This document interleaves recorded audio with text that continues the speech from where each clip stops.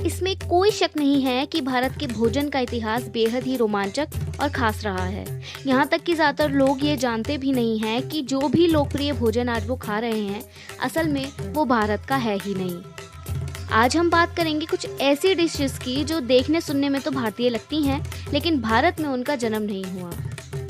सभी उम्र के लोगों के लिए पसंदीदा जलेबी, मीठा भारतीय व्यंजन 15वीं शताब्दी में फारस से भारत लाया गया था। जलेबी शब्द जुलाबिया या जालीबिया से लिया गया है। जलेबी आमतौर पर खमीर के घोल को भूनकर और फिर चाशनी में भिगोकर बनाई जाती है। इडली एक बहुत ही लोकप्रिय दक्षिणी भारतीय व्यंजन है और कभी कभी तो लोगों का बहुत ही पसंदीदा नाश्ता भी होता है, लेकिन ये वास्तव में इंडोनेशिया से है और यहाँ अरबों द्वारा भारत लाया गया था। चूँकि चाय हमारे खून में दौड़ती है, इसीलिए हमें दिन भर में अपने बुनियादी कार्यों को पूरा करने के लिए इसकी आवश्यकता होती है। देश की चहेती चाय दरअसल चीनी है। अंग्रेजों ने भारत में रहते हुए कुछ अच्छे काम भी किए और चाय की खेती उनमें से सबसे अच्छी थी। तब से चाय संस्कृति का हिस्सा बन गई है। सिर्फ इसीलिए कि ये मीठा है और भारतीयों का स्वाद है, इसका मतलब ये नहीं कि ये हमारा है।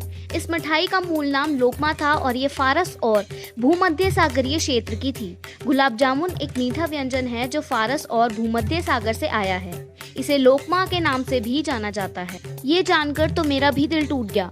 मोमोज हम सभी भारतीयों के लिए फेवरेट चीज है, लेकिन ये हमारा है ही नहीं। इसे हमारा पड़ोसी देश नेपाल हमारे पास लाया था। ऐसा माना जाता है कि निवार के व्यापारी अपनी व्यापार प्रक्रिया के दौरान मोमोज भारत लाए थे।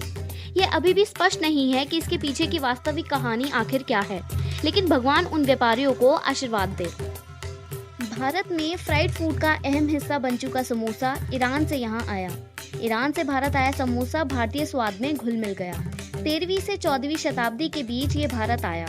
समोसे का मिडिल ईस्ट से भारत तक का सफर कई कहानियों के साथ देखने को मिलता है।